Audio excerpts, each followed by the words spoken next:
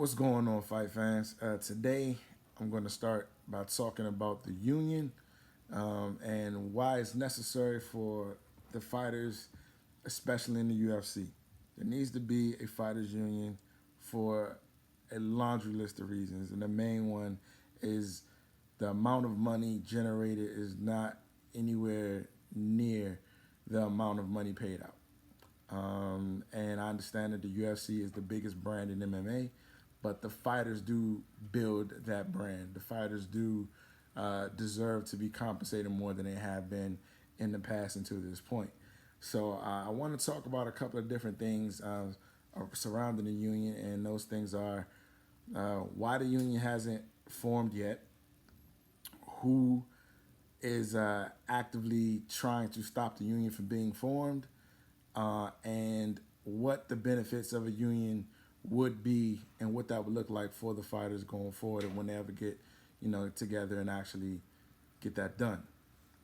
Uh, First, one of the main things that stops the union from coming together is the fact that fighters have an inherent built-in belief in themselves that they can do it on their own. Yes, they have their teams. Yes, they have people that help train them and coach them and things like that. But when they perform, it is their abilities and their preparation and their hard work that decides whether or not they succeed or not. The union, however, is a totally different ideal. You cannot be an individual and start a union. You can be an individual and win many fights, but you have to be a team and start a union. The only way you can form a union is to already think of it as a team, as a together everybody achieves more type of endeavor. What we're looking at in these fighters today is we're seeing a lot of the top names or more popular names requesting more money in order to fight. And we're seeing that the UFC is pushing back on that idea that they should be compensated more. The word union is getting thrown around a lot now. But the people who are quiet are the managers. The managers are quiet about whether or not there should be a union. Yes, the managers will complain about pay for their fighters and things of that nature, but for the most part, managers are mum on the word union. And that is because there's a conflict of interest for managers in pushing their fighters towards unions. I won't say any names, but if you have 15 to 20% of the roster in the UFC, why would you or why couldn't you help facilitate a union? If you have that much influence, why wouldn't you facilitate a union? There's this idea that some people believe that the UFC's fighters aren't employees, and I used to think that too. But truth be told, if you can't take your services somewhere else, and the only place you can employ or or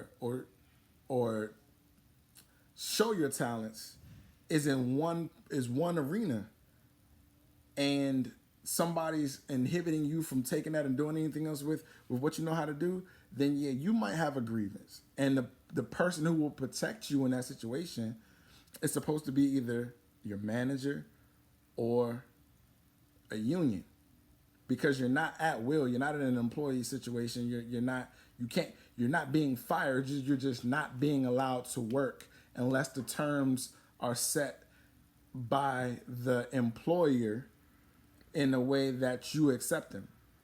So if you believe you should be paid or compensated in a way that's higher than what the UFC agrees to, then there's no arbitration. There's no contract. There's no person that mediates that disagreement between fighter and promoter. That's not what a manager does. So when you think about the relationship between the fighters and the UFC, there is no protection from bad business practices, and that's why they need a union. Going forward, what a union would do, a union would protect them from anything that wasn't already dealt with on paper. So if a person, let's talk about Jorge Masvidal. Just full disclosure, I am a fan. But let's talk about his situation. If you go into a fight and you generate 925,000 views, which is what the number the UFC put out there was was bought and paid for UFC 244. And then your next fight, they offer you anything less than what you got paid for that fight. You might feel like you have a legitimate gripe.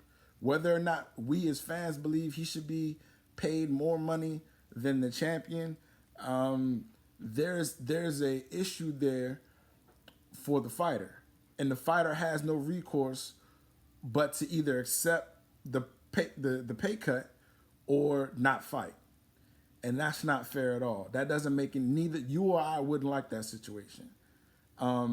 If you went and made, because if you do the math, 925,000 people paying $60 for anything is upwards of $5.6 million. I mean, $56 million. I'm sorry. Didn't carry the one. But the bottom line is, if you generate that much money and then somebody tries to give you a pay cut when that was the biggest card of the calendar year and you were a part of that, why would you accept that? I mean, somebody should be able to help you get some type of redress for your grievances, and that's not in place. So, if a union was in place, that wouldn't happen. That couldn't happen because that all would be talked about and addressed well before anybody ever gets into a cage. Things will be already bargained out.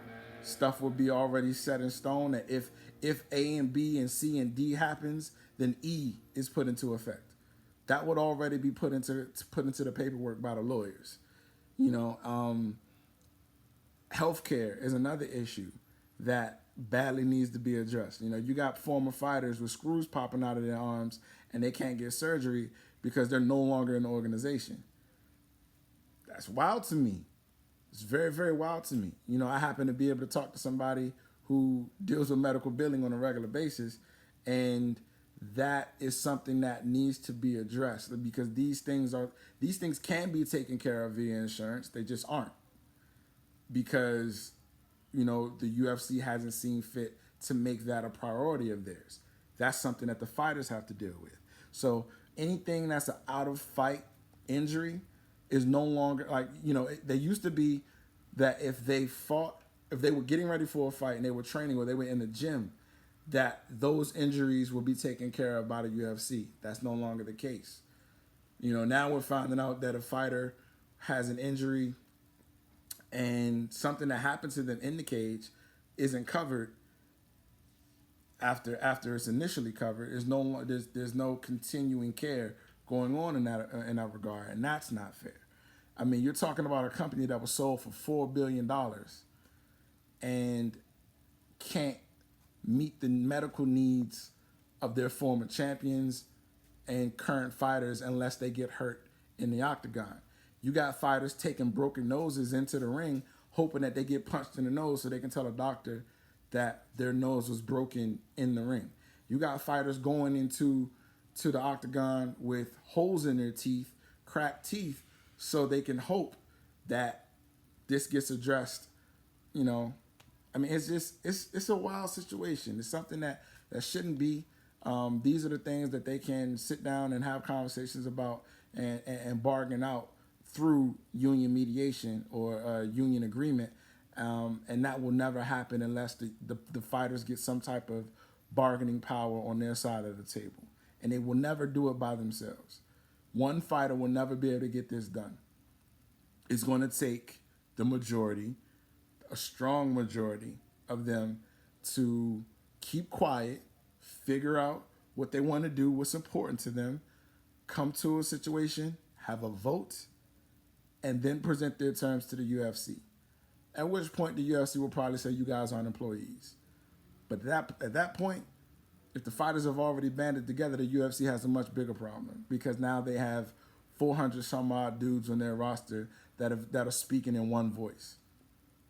Whether the management agrees or not, if the UFC fighters decide, here's what we're going to do, here are our terms, the UFC would have no choice but to figure something out or not have fights. And they have investors now. The UFC has investors now.